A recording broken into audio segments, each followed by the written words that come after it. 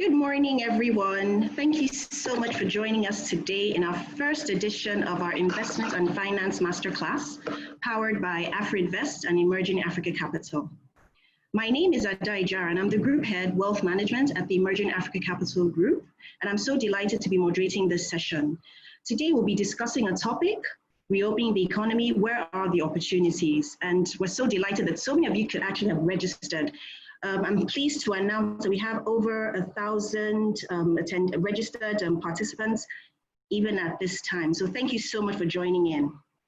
Now, COVID-19 has been the bane of our collective existence since the beginning of this year, and the world is still reeling from the changes to life as we know it. Now, this morning, I have two powerhouses in the house to discuss this topic, and they'll be sharing their deep insights regarding this topic. Okay, our first speaker is Mr. Ike Chioke. Now, he's the Group Managing Director of Afrivest West Africa, which is a leading wealth advisory firm with a focus on West Africa. Afrivest is active in four principal areas: investment banking, securities trading, asset management, and investment research. He has over 30 years of financial advisory experience involving strategic advisory in corporate finance, including mergers and acquisitions, projects, structured finance, debt and equity capital market activities. His industry specializations include the telecommunications, media, financial services, and general industrial sectors. His professional experience cuts across renowned financial institutions, including Arthur Andersen, Goldman Sachs, and Salomon Smith Barney Incorporated. Please join me in welcoming Ike Chioke to the house. Thank you for that heartwarming introduction. It's a pleasure to be here. Good morning, everyone. Good morning. Thank you for joining us today. Our second speaker today is Toyin, and she's the Group Chief Executive Officer at Emerging Africa Capital Group. It's a leading African provider of investment banking, trusts, wealth advisory, and asset management services, offering capital solutions to institutional and private clients. Toyin has over 30 years experience in finance, capital markets, law and investor services, and has played leading roles in major funding transactions. She's an astute business leader, and she was declared the CEO of the Year in Nigeria, as well as the All Africa Businesswoman of the Year, both in 2017, amongst several other accomplishments. Please join me in welcoming Toyin to the house. Thank you, Toyin, for joining us. Good morning. Good morning, Ada. Good morning, ladies and gentlemen. It's a real pleasure to be here with you all, and I'm looking forward to a lively exchange with you all this morning. Fantastic. Okay, so to the business of the day. I have here with on the screen the outline for today's presentation. Sections 1 and 2, which will basically cover COVID-19 and the impact on the global economy, as well as the implications for the Nigerian economy, will be taken through those slides by Ike. Toyin will then come in to take us through section 3, which is living with COVID-19, the new normal. Ike will then be back to also now discuss opportunities for investments, for governments rather, and opportunities for businesses. And then Toyin will then come back to take section 6, which is opportunities for individuals and investors. After that, we'll then take the Q&A, and I'll encourage you to please upload your questions on the Q&A box just at the bottom of the screen, and we'll try and take as many of them as we can. Thank you so much, and I'm really looking forward to a wonderful session with you all. Thank you. So Ike, please go right ahead. Thank you, Ada. And then good morning, ladies and gentlemen. Ada, can you go to full screen mode on your computer, please? Absolutely. Yeah.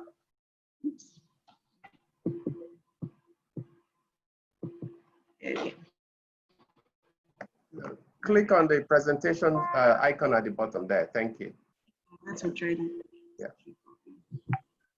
Right. Great. Again, I'm delighted to be here to talk about reopening the economy and where the opportunities might lie.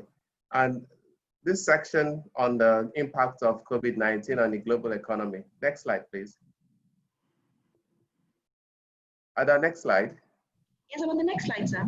Okay, thanks. There's a bit of a delay. You can see the impact of COVID-19 globally from an overview perspective, with over 5.3 million cases and over 340,000 deaths at our last counting. In Africa, we have over 80,000 cases and at present just over 3,000 deaths. The impact in Africa has not been as large as what we've seen in most of the developed economies.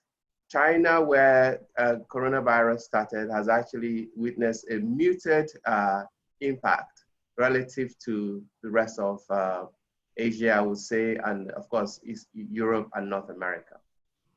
Next slide. Well, what the first effect that the pandemic has caused is the disruption of the global supply chain.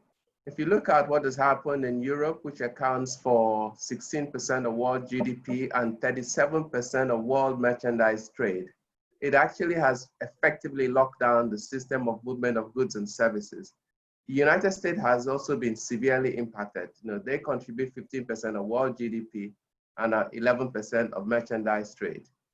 Similarly, in China, which contributes 19% of GDP and 12% of merchandise trade.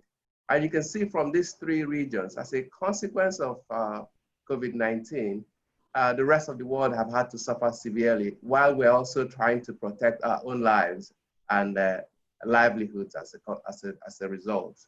Next slide. The effect has been what has been unprecedented. At the beginning of 2020, Afrinvest and similar to other houses had lofty expectations of what GDP growth will be for Nigeria and the rest of Africa and the world. But today, we are faced with the calamity that COVID-19 has wrought on the world, where you see a synchronized contraction. The world GDP is expected to contract by 3% in 2020. If you look at advanced economies, the contraction is as high as 6%. In the Eurozone, it's 7.5% contraction. Amongst emerging markets and developing economies, it's less severe. It's only at 1%, with sub-Saharan Africa at 1.6% contraction. Next slide. As a consequence, you've seen most of the world economies coming out with massive fiscal stimulus and monetary stimulus. The United States has done a $2.9 trillion fiscal stimulus, including direct transfers to unemployed people, coronavirus and support to many states. In the Eurozone, you have over 1 trillion euros with $540 billion of fiscal stimulus and another $750 billion in asset purchases through the pandemic emergency purchase program. In the UK has not been left out. They've done 50 billion pounds in supporting the economy, and they're buying assets of around 200 billion pounds with another 330 billion pounds to loans to small businesses and guarantees. Japan, over 117 trillion yen in emergency packages. China does the same impact, but to a much lesser extent. And so similarly, you see the same in South Korea. Next slide. The emerging countries have not been left out. Sorry, you need to skip back one, please. Okay. With Nigeria, holding its own $1.4 billion of support into the healthcare sector and households. Fuel prices have been cut, and another 3.6 trillion naira of street stimulus has been announced. You've also seen similar responses for South Africa, Ghana, Egypt, and Kenya. And so you can then realize that the impact of COVID-19 has really gone all over the world. It's the little virus that we were watching on television between November, December, in January this year, thinking of it as some remote problem in China, has now sort of, held everyone down. And to the point that we are holding this webinar on Zoom, and we're delighted to have so many hundreds of attendees, but that is the new normal of what life has become. Next slide. As a consequence of coronavirus, but also other things playing out, with the world under lockdown and a lot of demand taken out of the system, plus the sort of price war between Saudi Arabia and Russia, we've seen a massive correction in oil and gas prices. What was trending around, $60 levels about, a year ago, you've seen the oil prices collapse to just over $20. Same thing has happened to the gas prices. For Nigeria, this is relevant because we are an oil-dependent economy. Even our non-oil exports have been affected. You see the price correction as well, if you just look at coal and cocoa. And these are indications of the challenges the economy will be facing in 2020 and beyond. And it's quite likely that this correction will not reverse itself because it will then depend on how quickly the world economy recovers, and same for Nigeria and the rest of Africa. Next slide. And so when you compare the calamity of COVID-19 to what happened about 10 years ago during the global financial crisis, you know, obviously our economy somewhat is supported by the impact of international investors, both those, particularly those who are what we call foreign portfolio investors.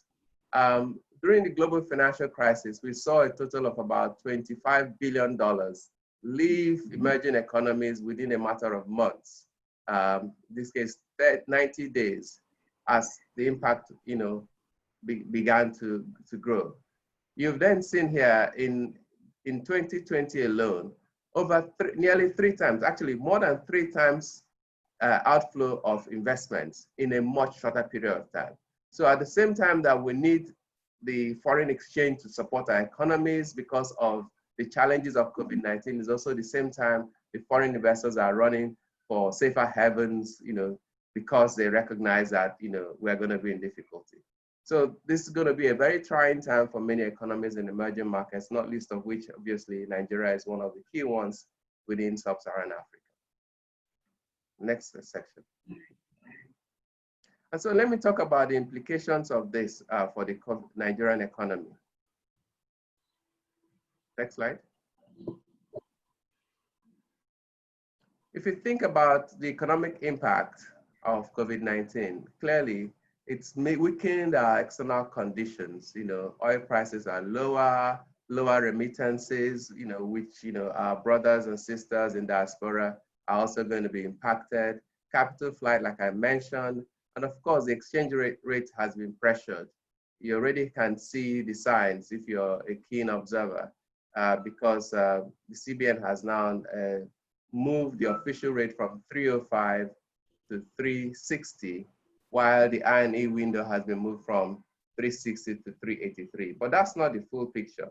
The full picture is even more severe because if you look at the parallel market, I know that people are, you know, the cash market is already around 450 level, and there are many companies looking for dollars to continue their business. So the weak external conditions has led to deteriorating fiscal conditions because, of course, we'll have weaker revenues. Non-oil revenue will also go down because if companies are affected, their taxation capacity will be affected. We'll then have to go to higher borrowings to support our planned budget, and the debt sustainability will be pressured. This has also led to, obviously, with lockdowns and self-isolation and all the measures we've taken to manage COVID-19, output has been severely affected, lower labor productivity. Companies have been shut down because, you know, for, you know, one reason or the other, the government has decided to shut them down because of the pandemic. Households and schools and all of those have been affected. So there's, you know, we're kind of obviously walking through towards more economic misery, weaker economic growth, unemployment, and obviously consequentially higher consumer prices. Next slide. If you take it back to the budget, you recall that this year's budget was set with some lofty ambitions. Oil production was set at 2.2 million barrels, exchange rate at 305, and a benchmark oil price of $57. All of those have been reversed. We've come down to production of 1.9 million barrels per day, exchange rate at 360, which has helped from a Naira point of view, but obviously oil price at $25. That has meant that if you look at the total expenditure plan for the year, we have gone from 10.6 trillion Naira pre-COVID-19 to now 10.5. So on the top line, it seems that there will be no change. But if you actually look at the revenue, and this is an important area I'd like you to focus on, the revenue projected, estimated for this government We had set it at 8.4 trillion naira. We've now revised it down to 5.6 trillion naira. And I want to revisit that number later. The planned capital expenditure, that is aside from recurrent expenditure, has gone from 2.8 trillion naira to 2.4 trillion naira, with the fiscal deficit moving up quite sharply from a original 2.2 trillion naira to now 4.6 trillion naira. Next slide. When we talk about our revenue, historically, Nigeria has always fallen quite behind the budgeted revenue. This is a profile of the last 4 years, 2016 to 2019. And in each year, you can see that the brown bar shows you what the actual revenue was against the budget of the government at the beginning of the year. So 2016, we're at 2.9 against 3.9. If you move to 2019, the last year, we're at 4.1 trillion naira against 7 trillion naira budget. Now, if we're now coming into 2020 with the whole COVID-19 pandemic, with many companies struggling, many companies shut down, a lot of individuals stuck at home, and the government is projecting 5.6 trillion naira as a revenue target, I dare say that they will struggle to get to even half of that number. So our conservative estimate from Afrivest is about 2.5 trillion naira for the year, which has severe consequences for the way the budget has been stacked up. Next slide.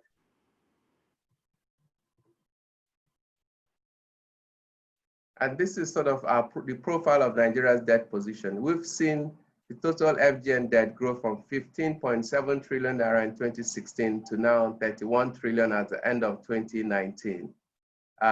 With ways and means. Ways and means is the central bank lending money to the government at 8.7 trillion. That too has grown sharply itself. But if we now expect that the revenue shortfall will be quite significant, it won't be 5.6 as they are budgeted, but perhaps between 2.5 and 3, it means that the budget deficit will be actually higher. And if we're not able to fund the deficit, and by funding the deficit, when you have a shortfall, you either have to go and borrow the money from both the domestic market by issuing treasury bills or bonds, or international markets by raising money in the Eurobond market as was originally planned. Those will be difficult to do, particularly the international one. As a consequence, we would expect that the ways and means number 8.7 might rise sharply and be well over 10 trillion by the end of the year. And these have consequences for how we as individuals and as companies will be impacted by the economy through the course of the year. Keep going, next slide.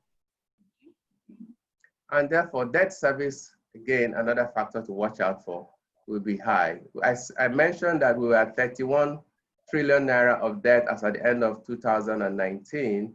And as a consequence, we spent about, based on our revenue of 4.1 trillion, we spent about 52% of that, just about 2 trillion naira on debt service. If we expect to now borrow quite significantly more in 2020, and on a revenue base that is much lower, and anything from 2.5 to 3 trillion, we're likely to be spending almost 80% of our money on debt service. And that's just the challenge. So the government effectively is somewhat boxed in the corner, and therefore will need external stimulus to survive. And luckily, we're obviously have received the first batch tranche of money from the World Bank and IMF, and other loans, other international loans are being planned to help bring that fiscal relief to the system. Next slide. Well, how will this all work out? In 2016, we had a recession and the economy contracted by 1.6%. Then we had a recovery in 2017, up 8.8%, and positive since then, 2.9% in 2018, 2.3% up in 2019. But in 2020, we are projecting another contraction, and that contraction could be as high as 3.4%, which would be more than double the economic recession we faced in 2016.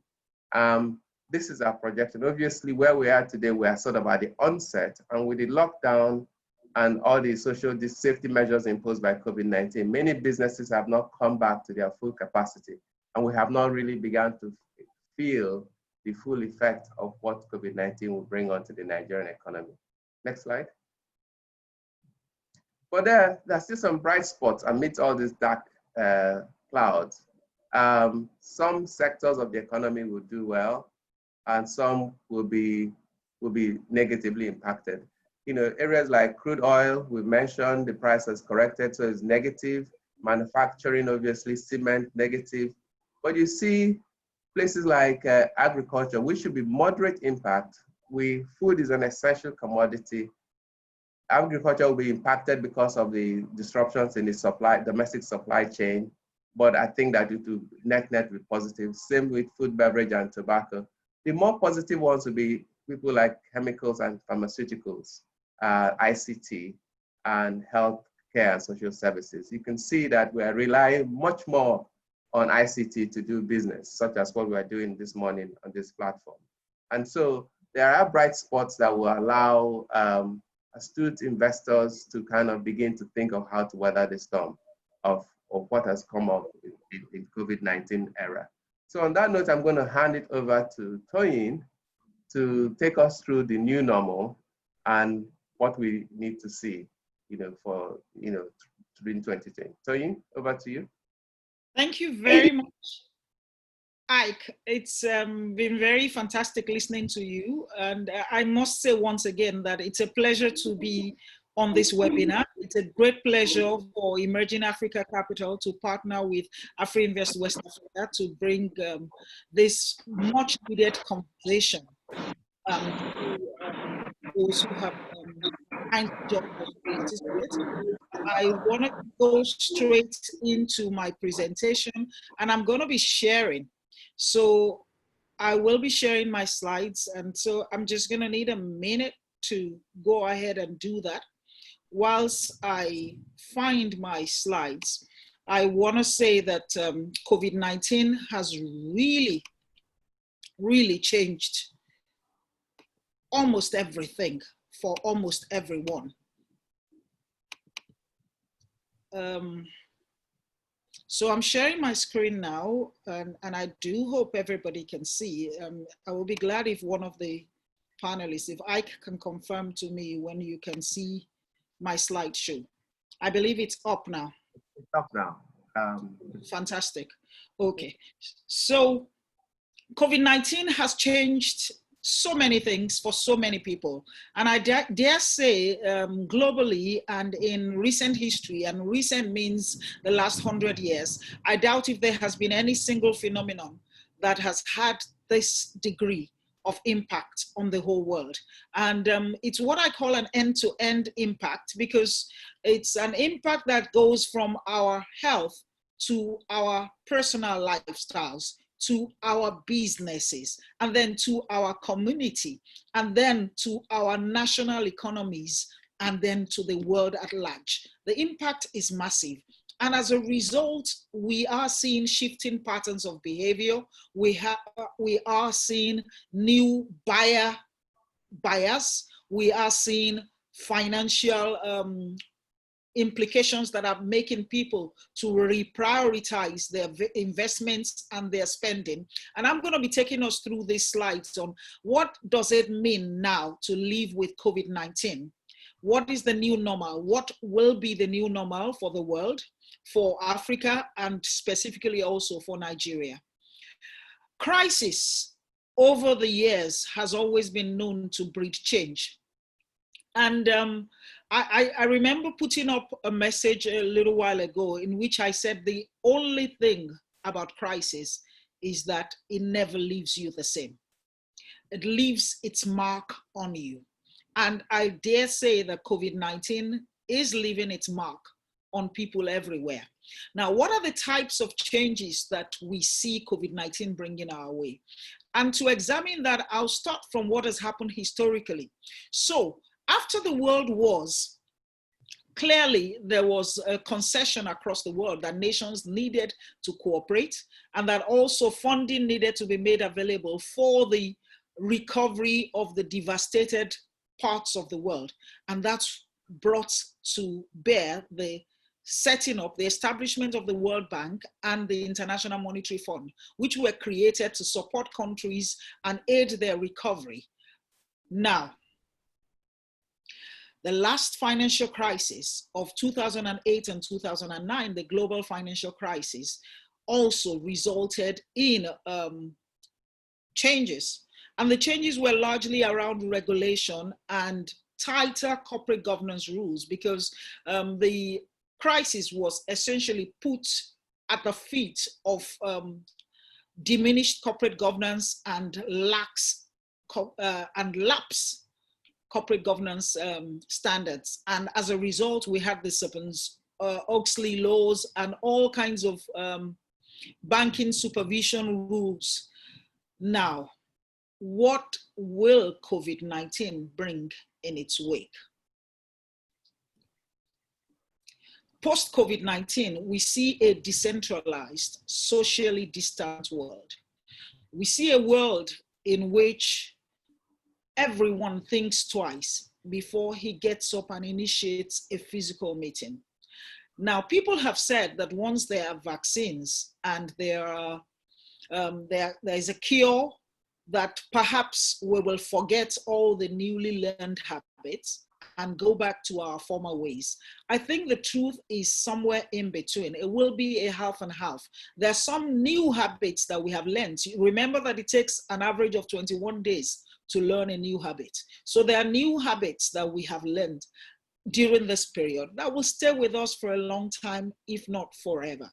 There are compelling reasons why people will choose to behave differently. Apart from safety concerns, there are the sheer efficiencies that we have enjoyed as a result of the new way we're doing things. So what is the new way we're doing things? Countries and companies will seek to domesticate essential supplies and inputs, even though this may imply higher production costs. One of the impacts, of COVID-19, and one of the earliest and probably most drastic impacts of COVID-19 was the disruption in global supply chains. So we had global companies that had critical aspects to their manufacturing, to their production value chain, located in other parts of the world, which supplies were simply cut off because of COVID-19.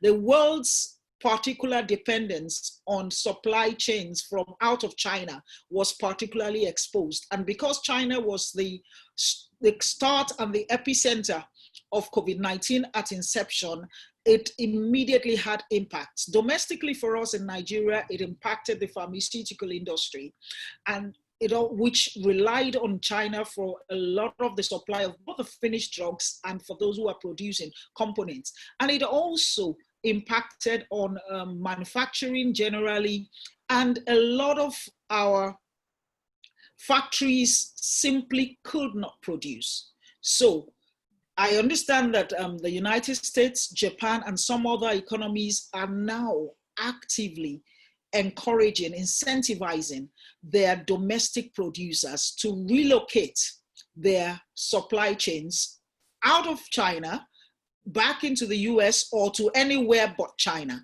So we are going to see backward integration, and this is one of the opportunities I think I see for businesses, an opportunity with government support and encouragement, with new policies to review the how you can backward integrate and so be less dependent on international sources for your supplies. Now, we are already seeing remote working. As Ike mentioned earlier, we're having this by Zoom.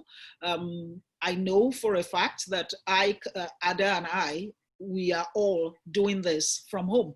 I believe that I want to see your numbers, the numbers of participants. Okay, I'm not seeing that immediately, so I'll come back to that. But the last time I checked, we had about 390. I believe all of you, most of you, if we were to take another survey and say, you know, are you doing this from home or you're doing it from the office? I suspect that the majority of you, I wish I had thought of that. That would have been a nice survey to do.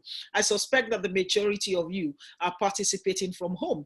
So companies have seen that employees can work from home and still be productive. In some cases, we are finding that people are even more productive. Yes, I see 362 participants now. In some cases, we're finding that people are even more productive working from home. So you find out that And there are significant cost efficiencies, both for the individual in terms of transportation costs, in terms of feeding, because you feed more affordably at home, and also for companies and organizations who are, gonna need to pay less rent. Some of them are giving up part of the office space. They're gonna need to pay less in terms of utility bills, in terms of transportation, for personnel. So everybody is saying that remote working can work. It's an alternative, it's an option, and it's not just for safety, but it's also for efficiencies. And when you look at an economy like Nigeria, where a lot of man hours and a lot of economic value is lost in traffic every day, you have people commuting to work and spending sometimes 3 or more hours in traffic every day. Now, this is time gained and saved by simply working from home. So I think remote working offers win-win benefits for all sides, which will make it stay with us for a long time to come. Now, some of the impact on these, of course, will be on one side, commercial real estate, in terms of offices in particular, there will be lower demands. And of course, for residential real estate, it will be a favorable one, expected. Now, the third aspect of this that is very important is schooling from home. So we see homeschooling and online education becoming more popular because it simply offers, value, convenience, and safety at the same time. And if you remember, online education is typically significantly less expensive than all forms of education. So for those who are in the education sector working with us, participating on this, we really think you need to work on your online options and alternatives, because right now people are doing it because they don't have a choice. We see a world in which more people will do it even when they do have a choice. Reopening the economy is indeed a massive natural experiment. Globally, I dare say there has never been a time when economies across the globe, or there hasn't been a time, at least in the last century, where economies across the globe have shut down as completely as we have seen in the last couple of months as a result of COVID-19. For Nigeria, I don't think anybody in living memory or anybody alive has memory of a time when our economy was shut down this completely. Obviously, reopening after this total shutdown is going to be a significant undertaking. And there are so many considerations that we need to bring to bear. The first and the most obvious one, obviously, is that if we reopen precipitately without proper care, there is the risk of exaggerated or increased numbers of sufferers and deaths as well from COVID-19, if this is not properly managed. So far, as Ike said earlier, Nigeria and the rest of Africa has had, a fairly, I would almost say we've escaped lightly. And this is with due respect to all those who have lost loved ones, But as a nation and as a people and as a continent, we do seem to have gotten off relatively lightly. Now, if the process of reopening the economy is not handled well, then there is the risk of a reversal of the gains that we have made. Now, be that as it may, there is a strong, compelling case for reopening the economy because, as it has been pointed out, the economic impacts, the hunger, the poverty that has arisen as a result of the shutdown is simply unbearable for developing economies like ours, with over 40% of the economy believed to be living below poverty level. It is simply impossible for us to remain as we are without risking public unrest and without risking significant humanitarian crisis. Because of that, we do need to reopen. And what we are presenting before you today in this seminar or webinar are the opportunities that we see even as we begin to reopen the economy. Opportunities for governments, opportunities and government both at the federal and sub-sovereign level, opportunity for corporate entities and for individuals as we cautiously return to business, but business not as usual. So what will business not as usual be like? The first point I want to make is that technology will be the fulcrum for endless possibilities. Over the years, we have known, or we have had an idea of how impactful technology can be to our businesses and to our daily lives.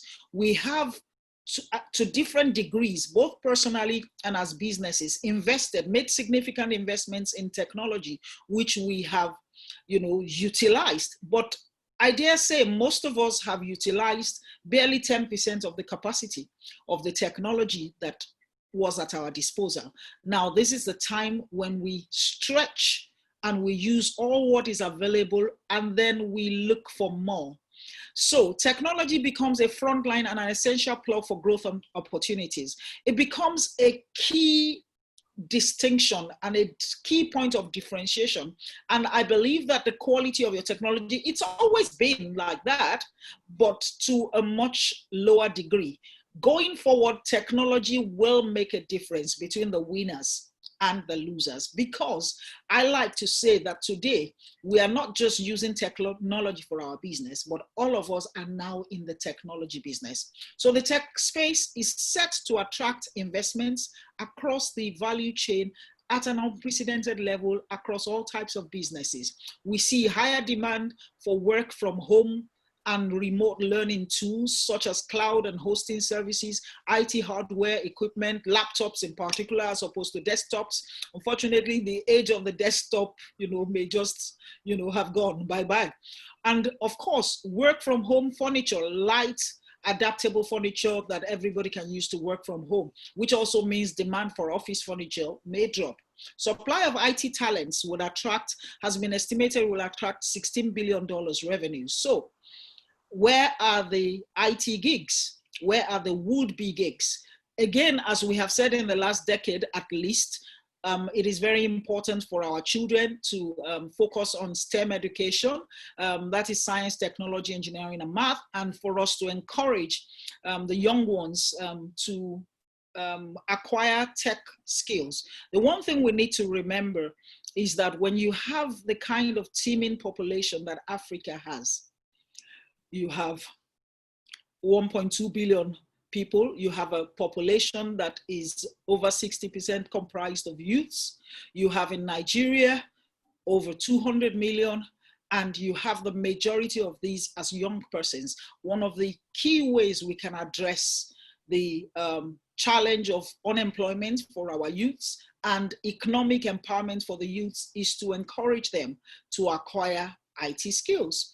Interestingly enough, that was the answer pre-COVID, and a new phrase has been coined, BC, before COVID. So that was the answer before COVID. It is 10 times more the answer after COVID. So incubator tech hubs for coding and application designs become very, very attractive.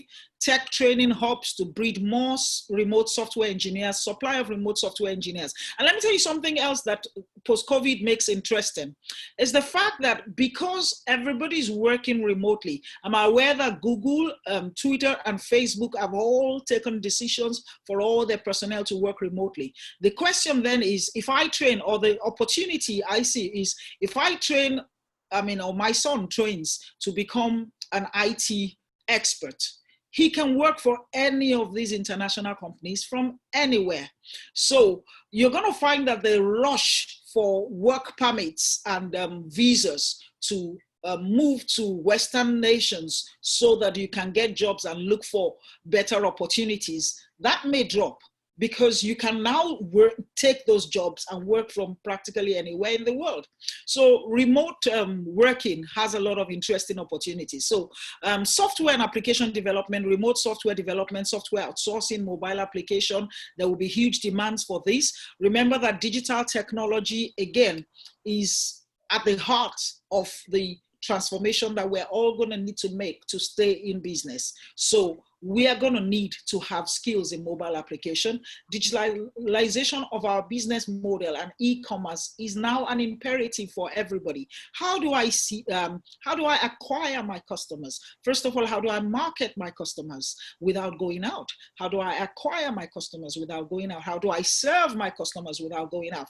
How do I obtain post-service feedback from my customers without going out? My digital good footprints and your digital footprints are going to need to be extensive and end-to-end. So how we're going to do this, offline consumer goods stores will have to move online. I'm sure some of us have heard of the dilemma of one of the most popular high street chains in the UK, which prior to now, because they had loads of people coming in and out, they felt they had no need for an online option and e-commerce option. And I think that was Primark.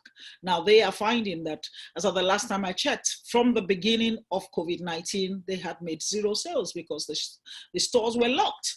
So data analytics. So whilst we know that, we will gradually reopen markets, but it's never going to be the same as before. So data analytics becomes very important, as well as tools to interpret, anticipate consumer behavior. And in some cases, I understand, as tools to even actually manipulate consumer behavior.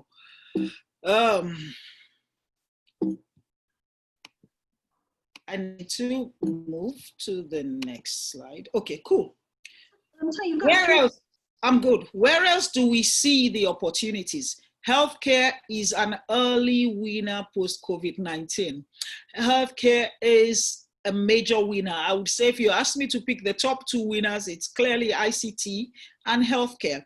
Now, healthcare is a winner globally because this pandemic is a health pandemic.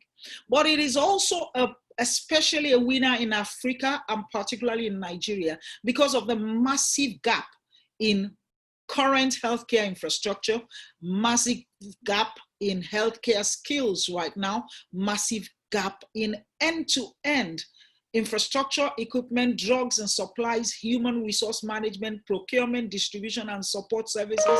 There are huge shortages across this entire value chain. So we see significant opportunities. So if you are looking for where to invest, we have a very interesting list here. There will be increased demand for primary and specialist centers, equipment and PPE, drugs, the whole gamut, personal. And if you're looking for skills next to ICT for the next generation to major in, again, we're looking for skills in paramedics, first responders, pharmacists, the entire gamut. Opportunities, of course, in these areas will include for financing.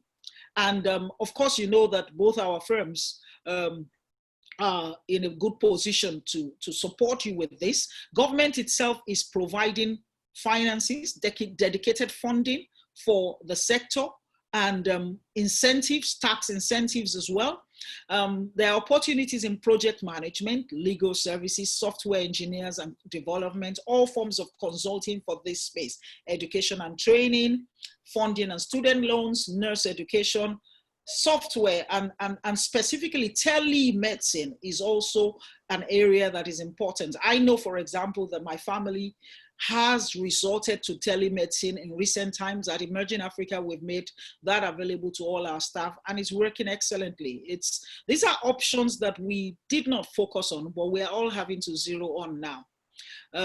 Now, who are the biggest losers? I hate to use that word, but you can see in our slide, we have put it in a very nice way, the late to winning party. It will be late indeed for some more than others. So cheap aviation and hospitality business valuations, and because they're going to be late winners. So yes, if you wanted to invest, you can probably get some of these assets. If where you have distressed players that are not feeling cash rich in fact, that are distressed, this may be opportunities to pick up, but it will be a long wait for there to be health in these sectors. Aviation in particular, and we'll talk about it in a little while. Weak players are potential targets for acquisition. Poorly represented on the Nigeria Stock Exchange again, that is true. And there are few listed hospitality companies, but especially the aviation sector. So you have the empty hotels. We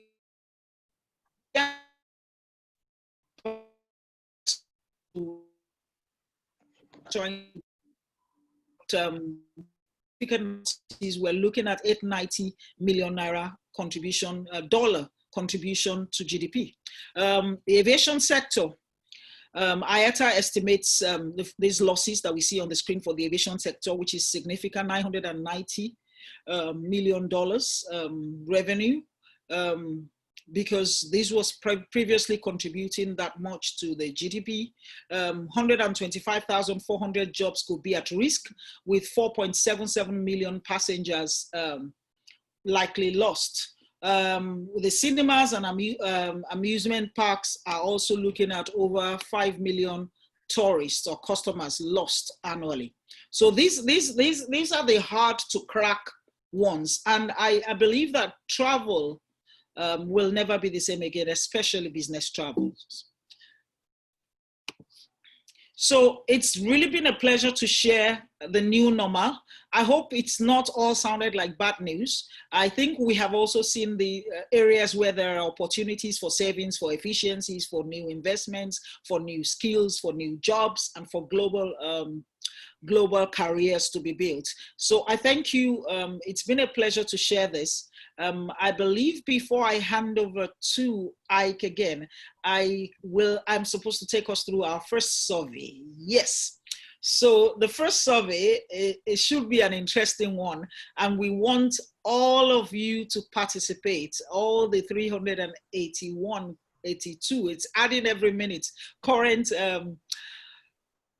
participants to please participate. Please go ahead and click yes or no. Do you think Nigeria will slip into recession by the end of 2020? Everybody vote. Do you think Nigeria? Please look for the tab for survey and go for it. Do you think Nigeria will slip into recession by the end of 2020? Yes or no?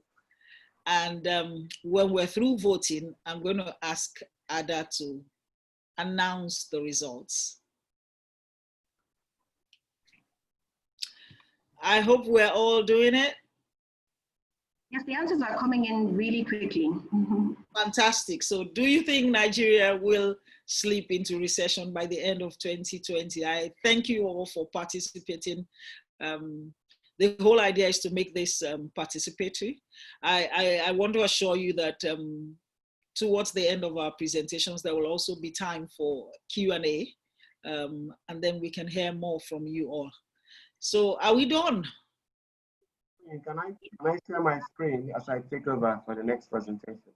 Please go ahead. Okay. Okay. Thank you, Ike. Please go ahead. Okay. Toyin has to stop sharing. Okay. Yep, okay. And I will have to find my presentation.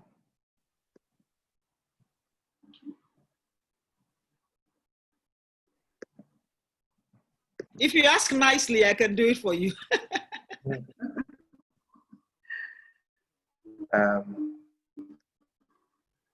There it is.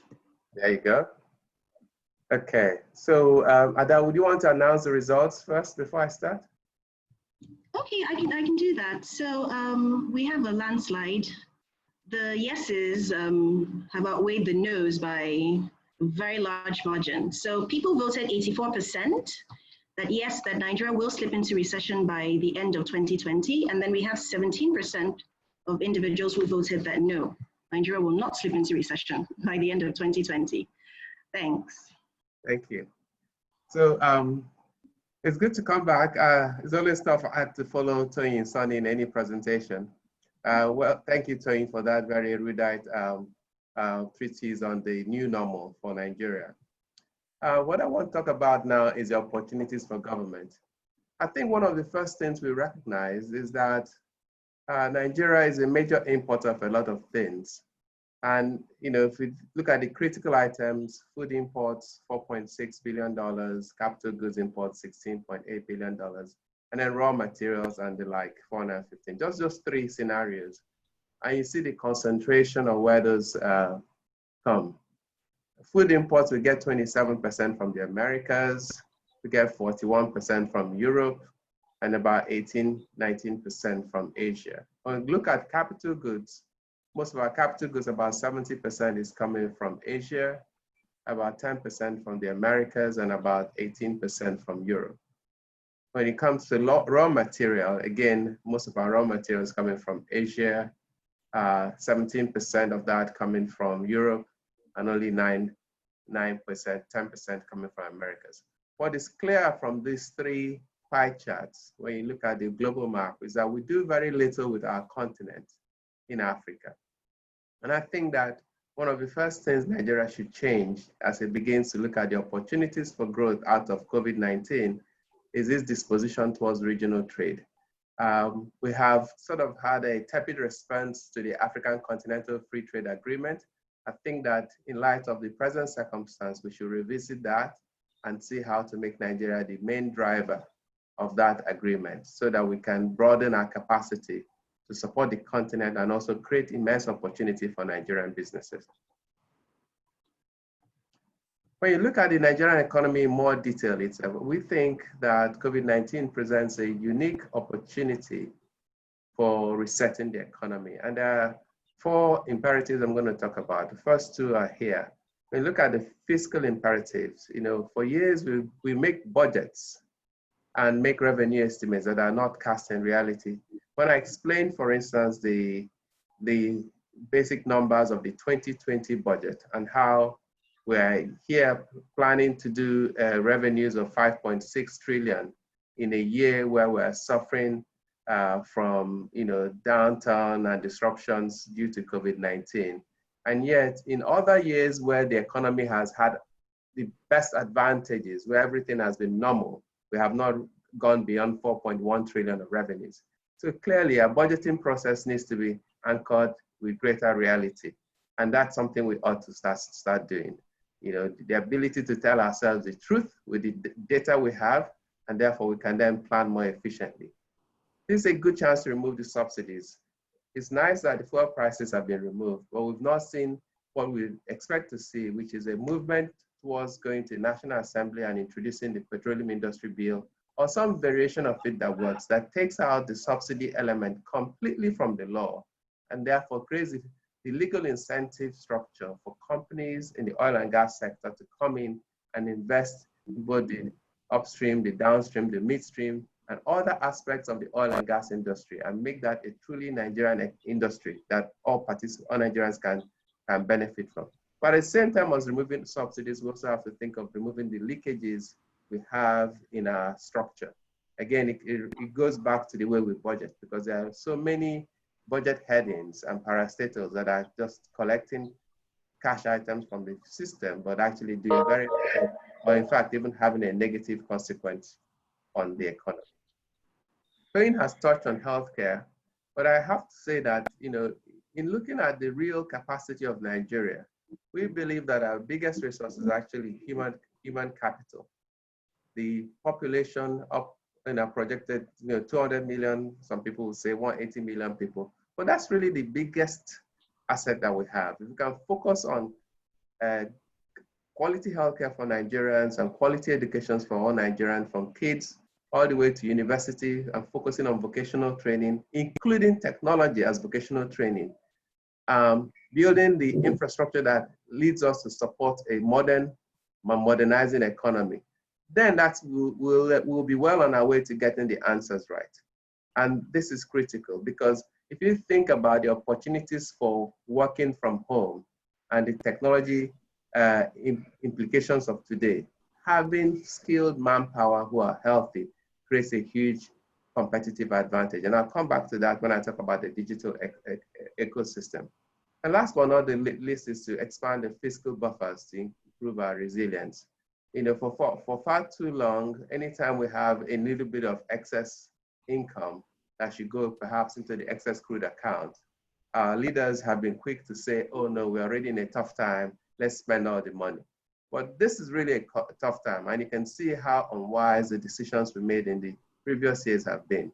So this is the time I would actually urge that if we can build a new economy out of Nigeria, we should divert most of the oil and gas income into some savings account and do it like the way Norway has, where any income from oil and gas goes straight into their savings account, and the country focuses on surviving on actual productive endeavors. Now, when you look at the digital ecosystem, we need to create a digitized economy that automates government and processes. You know, take the courts, for example. For many years, they refused to, or they were reluctant to, you know, go to automated digitized systems to process just the legal and justice system of Nigeria. Then COVID-19 came in, and they have now been forced to introduce some of that. And, you know, people that said it was impossible are now having to learn that you have to have a fallback. Or indeed, you can actually make that the front line. And that is critical, not just in the legal, in the judiciary, but across all sectors of the economy. If we build well-trained, healthy manpower, we can establish an ecosystem that begins to attract global tech companies to come into Nigeria, incubate those talents, and use those talents to deliver services. Many companies have come into Nigeria, such as Andela, if you recall, that's set up in Lagos and have, you know, hundreds of young professionals that are training who are working and doing work for companies abroad. There's even a much greater need for that today, given the explosion of technology and the software skills needed to run the modern economy of today. And obviously, to support all of that would be to expand broadband penetration, reduce rights of way costs, and ease taxes on ICT. I still see a lot of state governments that are imposing hefty tariffs and bills to telecom companies coming to lay fiber in their cities, rather than doing it the other way and saying, look, let's have a plan and give you the right access, because as this fiber is coming in and going across from one city to town and village, it actually provides the bloodline, the backbone of the economy of the future. And many states should really change that law. Instead of taxing now, it will be actually more to encourage the ICT companies to come in. The next two sets of imperatives are human capital and industrialization. Like I mentioned, you know, human capital is what is our biggest, actually not the second biggest, our biggest export, because if you look at the remittances from Nigerians in diaspora in 2018 and 2019, actually eclipsed the amount to earn in oil. For sure, even though we see remittances falling down by about 15, 20% in 2020, it will certainly eclipse the amount we're going to earn from oil this year. So we have to do more. But rather than rely on Nigerians who are in diaspora to send money to Nigeria, there's more that can be done to train Nigerians in Nigeria to earn dollar revenue working for international companies from Nigeria. And technology can help us do that through education and healthcare services, and through also incentivizing private sector companies to come into those sectors. We cannot, there's no chance at all that we can get to educate every child in Nigeria through the traditional means of building brick and mortar classrooms. We have to use technology to reach people because for all sorts of reasons, it just cannot be, it's not just practical anymore. So we need to look at some of the best models. Edo State is an example where, you know, during the lockdown across the country, at least one state I saw that primary school children of the poor as well as the rich could go to school because they were able to learn from home due to what the state government has been able to introduce. So we need to do more of those things and leverage technology to deliver services across the population. And last but not the least is industrialization. We will see that arising from COVID-19, many economies will say we probably have concentrated too much in the Far East, in China and in Asia, and they will look to see how to move and diversify their supply chains. So for Nigeria, for states that are in the coastal lines, there's a unique opportunity to build free trade zones near the coast and create and put them with equipment with world-class infrastructure, because that will attract international companies that want to come and use Nigeria and Nigerians to manufacture and use our base to redistribute across the world. Clearly, issues like social services, security, and safety of people's investment will need to be sorted out for this to work. But that takes it for granted that this is critical. And of course, by expanding the port infrastructure and making it much more efficient to process export as well as imports, this would lead, I think, to a competitive advantage for states who want to exploit that opportunity. And with respect to businesses, there are also key opportunities that businesses can follow. E-commerce is one. Every business will need to modify their strategy to use e-commerce to drive their model. Toyin had touched on Primark, the large retail company in the UK that refused to have an online shop. Now you can see what that has happened. But for lots of businesses that used to depend on physical interaction, they too would need to learn and relearn that business on how to make it work in the world of COVID-19. That would mean backward integration, domesticating the supply chain to make sure they have cheaper and easy access to input, and import diversification where those opportunities arise.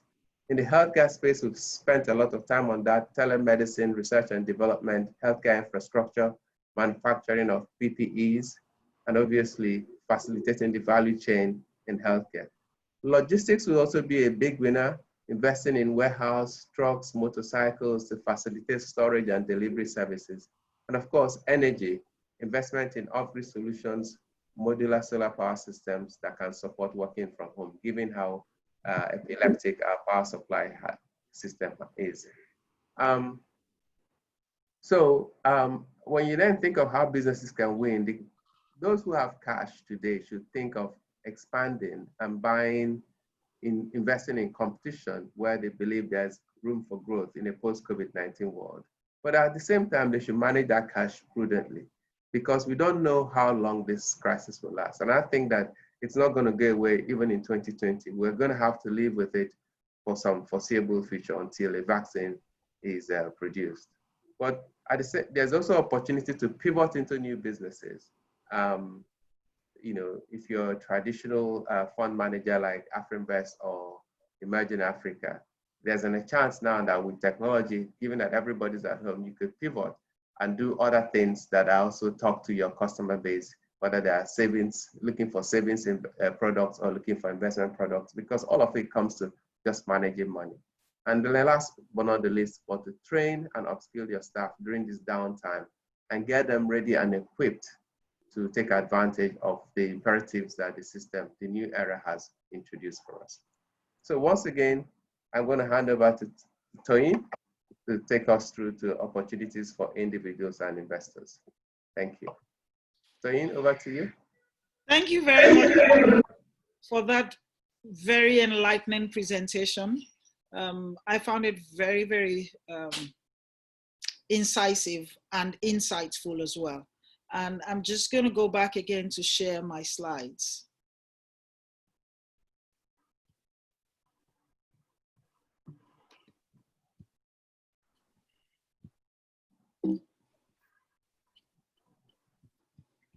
Ladies and gentlemen, just give me a minute to do that. Okay, I need Ike to stop sharing. Ike, can you stop sharing? I think I've stopped sharing. Yes, he has. Uh-oh. Go ahead. Somehow. Okay, cool.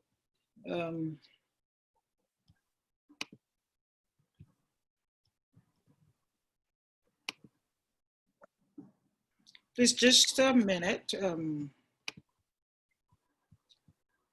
while I figure out why I'm not able to share yet.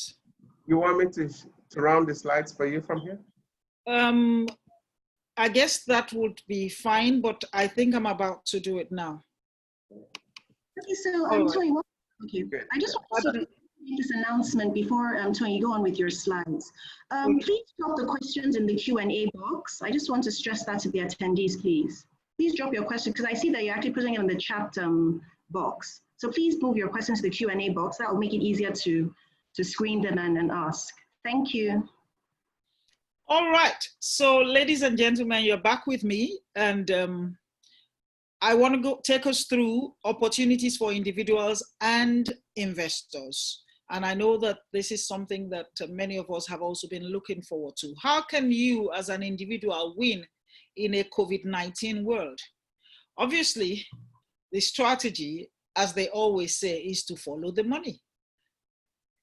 Follow the money trail from government and corporates. Acquire relevant skills to fill the talent demand gap from attractive sectors. And again, we'll look at these attractive sectors. Now, before I talk about that, following the money trail, of course, also includes the entire stimulus package that the government has laid out, and which Ike has already taken us through. Opportunities to source funding for your business and incentives that are available as well. Now, the essence of digital services post-COVID-19 obviously would include gathering and analyzing health data. Now, this supplying and providing this kind of information is an opportunity for you. Solutions to simplify data and disseminate information is very important. Like we have said before, data analytics becomes of critical value when you have to source your markets remotely. The use of artificial intelligence, machine learning to retrieve knowledge on the virus is important as well in the healthcare sector, and of course in all our businesses. Now, the relevant skills you should develop would include structured query language, SQL, data visualization, machine learning, data modeling and evaluation, software engineering, and system design. They open up a huge plethora of opportunities, for our graduates and young persons. Target sectors and markets. We cannot overemphasize the healthcare and pharmaceutical sector. Financial services will remain relevant. Businesses need to restructure their funding exposures. And of course, we are available to guide you in that space. So financial services become important to learn to get proper cash management, to get restructuring of your obligations, and to also ensure that your capital structure is optimized for the type of business you are in and for the type of cash flows that we're going to begin to see in the COVID-19 world. Obviously, the government will require consulting support. The government will require also support with capital raising, communications and media solutions. Communication, the world, we were already in the communication age. In the COVID-19 world, we're in a triple communication age, if I can say so.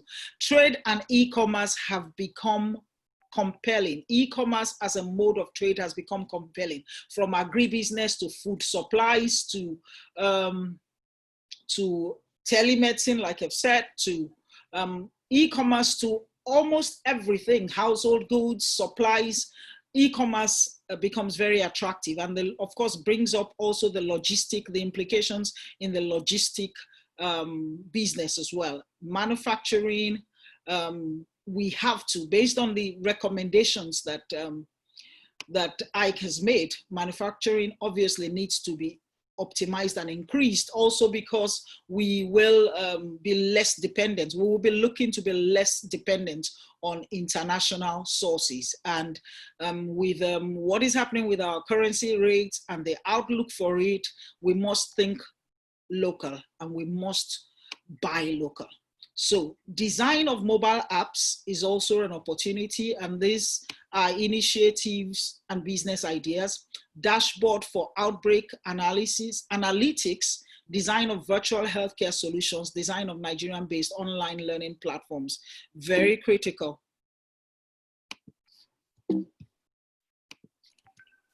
Oops. Now, investing in Nigeria equities.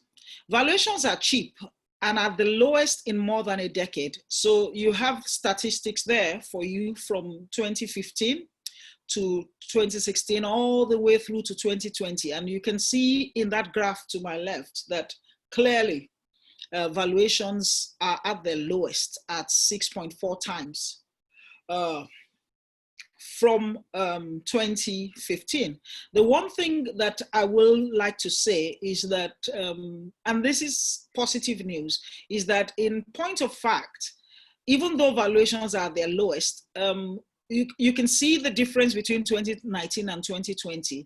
The stock market has not performed as poorly as everybody thought it would perform at the beginning of COVID-19, and as poorly as it performed in the month of February, when we had almost 2 trillion naira loss in a 3-week period. The market has gradually firmed up. And it's also another signal that the Nigerian, our market may be more resilient than we thought it was. And a lot of these underlying businesses that still dominate our markets, financial services, and also some of these conglomerates that have been providing all the palliatives and the food that we have all been consuming, they continue to post decent results, and that has helped to hold up the market. Be that as it may, the prices are still at a 6-year all-time low, which means it is definitely an opportunity for investors to take positions, especially investors with long-term investments on their horizon. And bearing in mind that you're looking for investments that can give you a return in excess of the inflation rate, which is still double-digit at about 12.3%. Investors can increase their exposure to quality corporate blue chip stocks, definitely, especially in sectors that we regard as defensive and counter-cyclical. So these are sectors, the defensive sectors are sectors that remain standing even when the market is going down. And the counter-cyclical stocks are the ones that actually do better when everybody is not doing well. So you have agriculture and food and beverage as defensive stocks, and you have consumer goods. And in this environment where we are, we have the ICT, pharmaceuticals, and health actually booming whilst others are going down. What are the additional opportunities for investors? In the fixed income market as well, we expect the yield curve to move upwards as the federal government increases domestic borrowing to finance its deficit. Total new domestic borrowing could be at least 2.5 trillion naira. So this again will become an opportunity for investors to earn good yields. The real return on investment is negative locally as the yield curve is now below inflation rate, which is the point I made earlier, and which is a point that, and I suspect that that may also be partly responsible for the increased activity that we're seeing in the equity market, because investors are looking for real returns, and real return is the return in excess of the inflation rate. But the yield environment is likely to change moving forward, at least post COVID-19. So opportunities exist in sovereign bonds and also corporate bonds. Investing in Nigeria, still on the fixed income, the yield environment in 2020 is more attractive than during the economic recession of 2016. So that is another reason for us to look at this sector. And it creates the opportunity for debt restructuring and for long-term capital raise for corporates, which is one of the lines of business our two houses provide. Building a recession-proof portfolio, therefore, for you will be a portfolio that will be an amalgamation of these recommended range of asset classes. We strongly recommend the Eurobonds and the Eurobond funds because they give you the dual benefit of having your investment denominated in hard currency, so to speak, which is US dollars. And at the same time, because the underlying securities are based on Nigerian issuers, where the yields are much more attractive than you find in the Western world. That is why the Eurobonds and the Eurobond funds and dollar funds continue to be attractive. Now, obviously, the mutual funds are actively managed mutual funds, especially dollar funds, remain our recommendation because fund managers being professionals, and we do have fund management business in both our businesses, are able to spot the opportunities that we have outlined and ensure that these funds are deployed accordingly, and funds that are entering the market at a time when the market is depressed like this provide you an opportunity also for an upward movement. So based on the expectations, domestic bonds also based on the expectations that yields will rise as the government seeks to fund its deficit, as corporates are also revisiting the market, and sovereigns as well. It becomes an opportunity to pick up good returns, Naira assets that are attractive. Equities, we have discussed equities. We advise investing in resilient companies with net Forex assets. So one of the challenges with companies and even some of the financial institutions would be those who are carrying net negative dollar positions or foreign exchange positions. So that's one of the things you want to look at. But the equities of companies that have reserves in US dollars will be very attractive. Opportunities along the agricultural value chain through crowdfunding will also be interesting. We see an opportunity for better structuring and less fragmentation in the agribusiness space will make for opportunities for investors. Toyin, you have about 2 more minutes, please, so that we can take the question. Cool. That's cool. I think I have 1 or 2 more slides, and that's all. So portfolio. So we recommend, to achieve resilience amid the downturns, a diversified portfolio with a range of instruments we have discussed. Hedging devices, businesses with FX liabilities must adopt hedging strategies. Exposure to FX is also required to protect value. So FX, holding FX in your portfolio and hedging, your FX liabilities will be very important. And building buffers, it's important to build cash. Cash is a defense any day, especially in a market like this, a defense against missing your obligations, and also a defense against running out of cash, and of course, an opportunity for you to take investment positions when they do arise. When you are in a market like this, cash, as they say, is king. I want to thank you all. It's been great presenting these slides to you. And I'm handing over to Ada, I believe, for the next survey and the Q&A. Thank you very much. That's brilliant. Thank you so much, Toyin. So we have a second poll, and then we'll take the Q&A. So please, let's get right into it. So the question is, how effective would you rate the responses from African governments to combat the COVID-19 pandemic? Adequate or inadequate? So we'll just give you half a minute to get your votes in, and then we'll share the results, and then we'll move right into the Q&A. Okay. We're going to have another landslide response from what I see.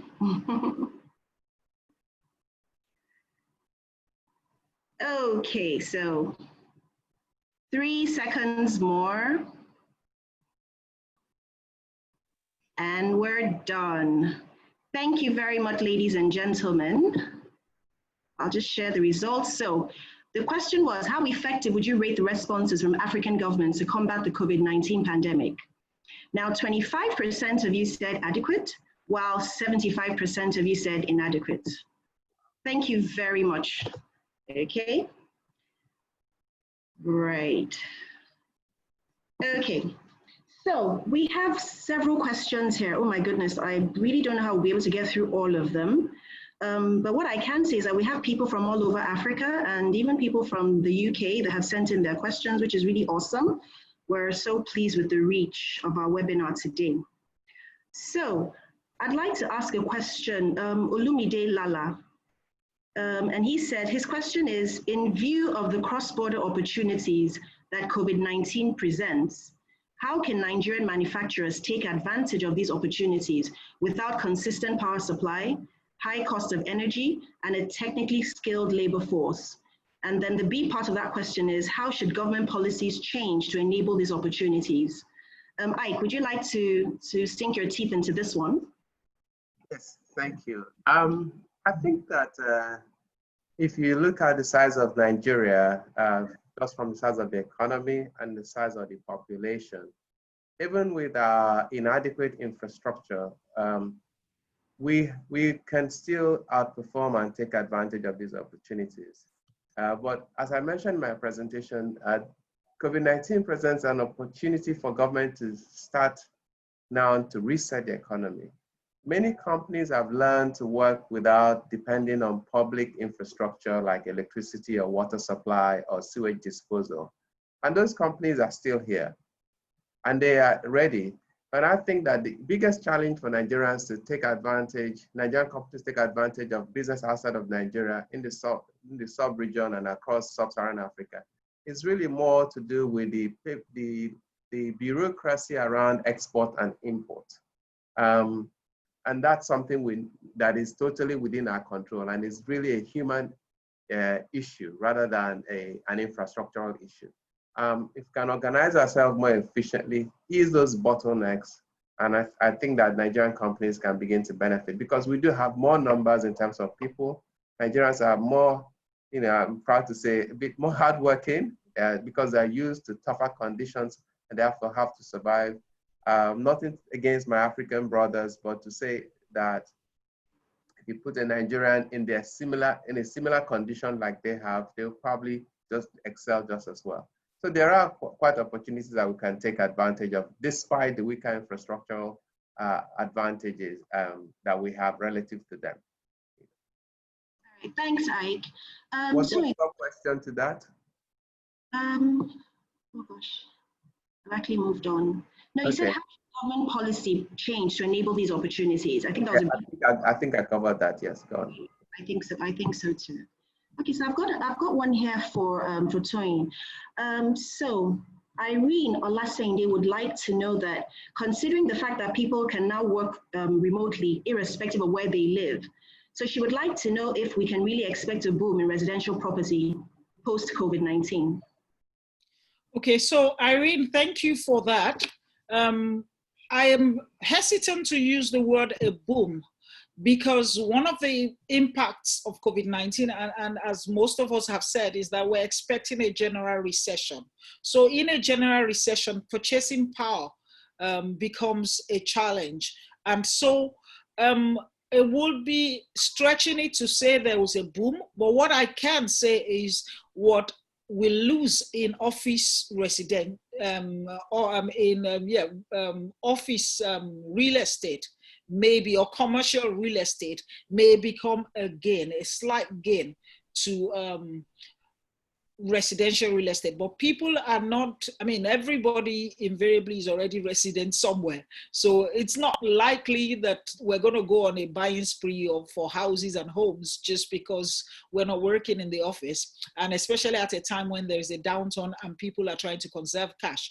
What I will say though is that, and this may actually be adverse rather than positive, is that for commercial, for residential real estate that has relied on proximity to the business centers as a basis for rising prices. So people want to live in Ikoyi, Victoria Island and Lagos Island because they want to be close to their offices. Now, when people are working from home and they can stay in Ogun State and work and they can stay in the outskirts of Lagos, we're going to find that those pieces of residential real estate may actually be less compelling or less attractive as they were in a time when everybody was just so globally there could actually be some level of adverse impact in residential real estate.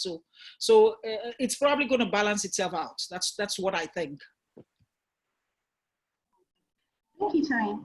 Okay, so Samuel Lotichuku, and his question is, in view of the effect of COVID-19, how do you advise people already in the sectors heavily affected and possibly have even lost their jobs to integrate into these fields that are flourishing now, especially given the fact that they may have acquired a wealth of experience and may find it difficult transitioning because of the lack of skills required in this new field?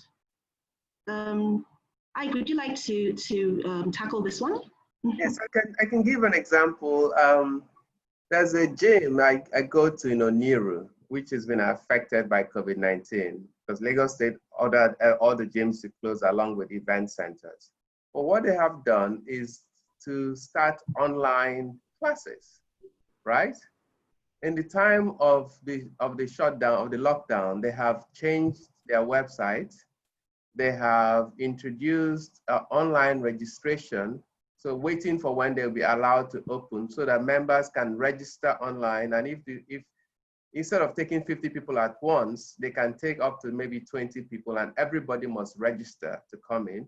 They have online classes. They're about to acquire a Zoom license so they can, do online and broadcast on Zoom. They've also introduced merchandising. So they sell gym wear and fitness equipment. You can see how, they say necessity is the mother of invention. So they've spent the time of the lockdown thinking, okay, how am I going to survive as a fitness company, rather than, biting their fingers and saying, oh my God, this is the end of the world. So many people are becoming more creative in that regard. Even restaurants that perhaps do not have an outdoor seating recognize that, if we can serve people outdoors, it's, there's less opportunity for contamination than if they are indoors. So some people have gone to their backyard to open up a beer garden that they can add on, waiting for the time when customers can come back in. So most patrons might prefer to sit outdoors if the weather is nice and know that they are at less risk of being infected. So there are really creative ways you can think about it. I saw one event company on Channels TV recently who was taking the time of the lockdown to retrain their entire staff on etiquette and service, and planning that when they start up again in, catering for big parties and events, they will not have waiters carrying food to people, but rather people coming to a very hygienic buffet table and be served at that point with waiters who are wearing gloves and who have understood the importance of personal hygiene as well. So I'm thinking through about the distancing and separation between tables. So you can see that even some of those who have been most affected have taken the time now to think through of what will the new normal be. So there are different ways you can really tweak that to succeed. Thank you, Ike. That was wonderful. Andrew Ojoko, his question is, what's the outlook for M&A activity given the dire operating environment? Sorry, I think this is right up your alley. Could you share some insights regarding this, please? So the outlook for M&A activity is half and half. So first of all is that where businesses are distressed and the currency is headed downwards, the businesses become ideally prime targets for acquisition by aggressive and cash-rich competitors, and possibly even international entrants who are seeing the depression in currency values as something that makes it attractive. But where the economy itself is in recession and the outlook for the performance of these businesses that they acquire in the medium to long term remains uncertain, they might want to first play a wait and see game. Now, they would be acquired, the target companies are also not comfortable with the kind of valuations that will come out in an environment like this. So they will not sell unless they are really compelled to or pushed. And where we can see the equity market, like I said, has not really gone as, the performance has not been as bad as we thought it would.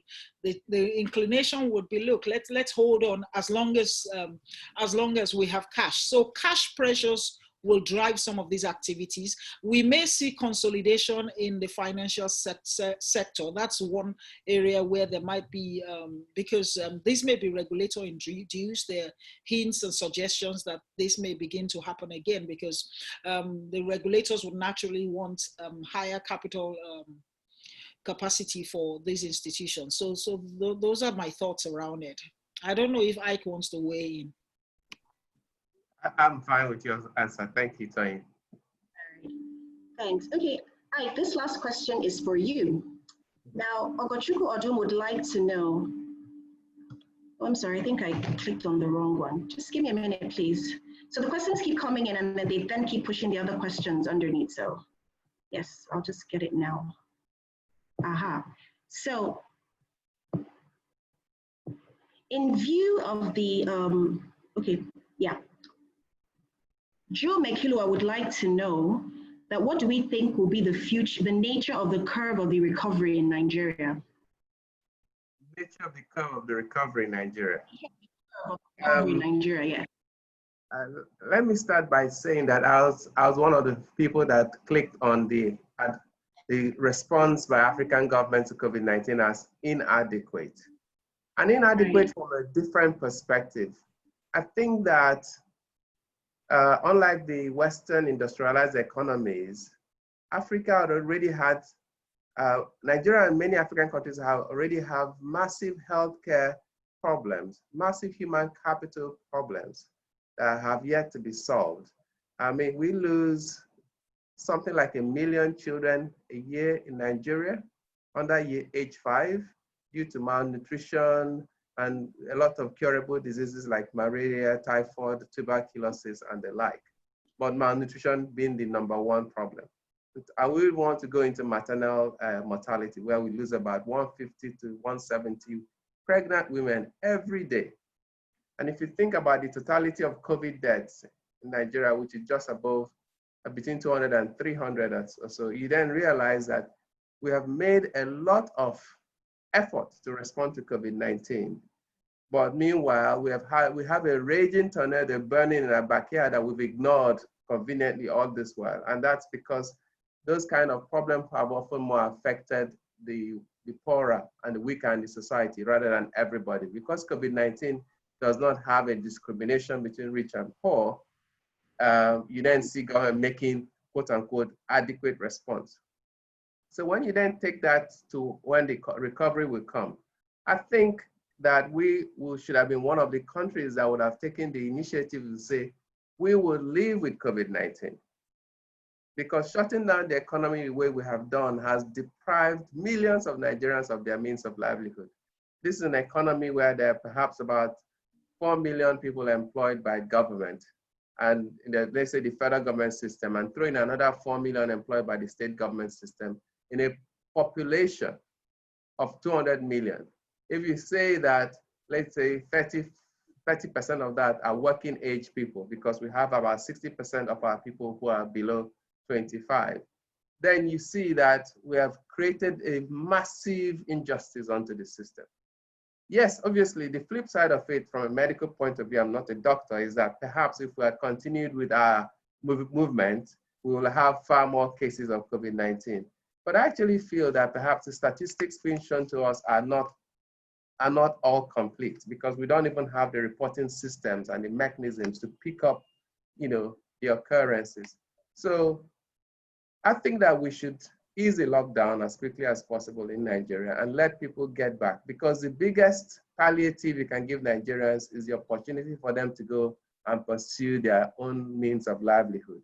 But we will have to adjust to the new normal and maintain, wear face masks and social distancing, perhaps avoid, we can't crowd up into a stadium or go to, those Owambe parties that Toyin loves very much. But if we then do that, then we could perhaps see this economy rebounding by the end of third quarter, entering the fourth quarter. If we continue this sort of lockdowns that we're in now into the third quarter, then I tell you, we're in for a very serious issue. It will become a much more polarized and divided economy. Some companies are able to work from home, the likes of Afrivest or Emerging Africa Capital. They can work from home and do their deals conveniently from the comfort of Toyin's study on my home here. But, I tell you, there are millions of people that have to step out to do anything, to earn a living. And the fact that we're not traveling, just the effort of traveling from Lagos to Abuja and back, you don't realize as a business executive how many other livelihoods you've impacted, along that chain of supply. The fuel attendant that sold fuel to your driver that, drove the car, the person at the airport that processed your boarding pass, you enter the flight attendant, the captain of the plane, the aircraft, the airline business, you land, you drive to Abuja, you get into the Hilton Hotel. All of those services are completely disrupted because we're social distancing. So the sooner we get out, I think the only palliative I want the government to give us is to say, go back to normal and do that more quickly. Because if I'm being cynical about data coming from what we've seen so far, I will probably guess that any number thrown out is probably 10 times as bad.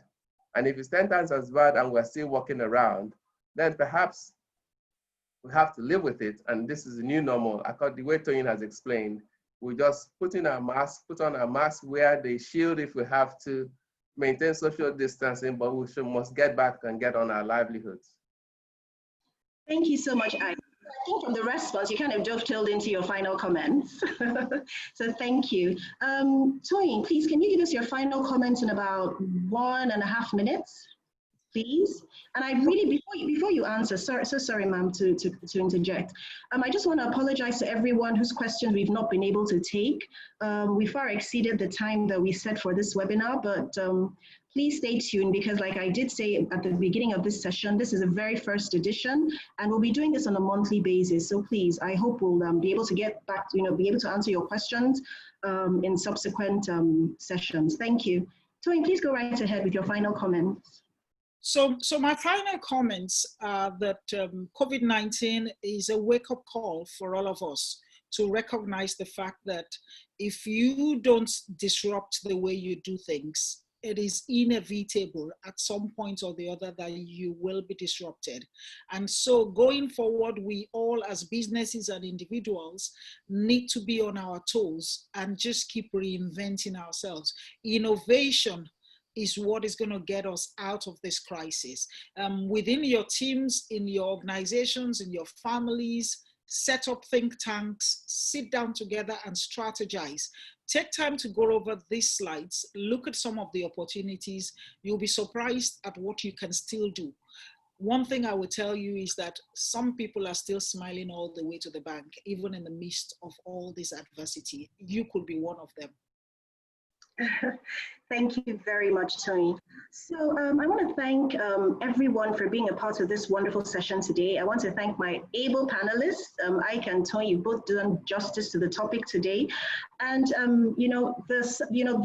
the tone basically was all about staying positive. That even though it's not all doom and gloom, I think that's what the key takeaway for every one of us today. It's not all doom and gloom. There's still bright spots that exist. There's still opportunities even to excel in our various areas of expertise and business enterprises and all of that.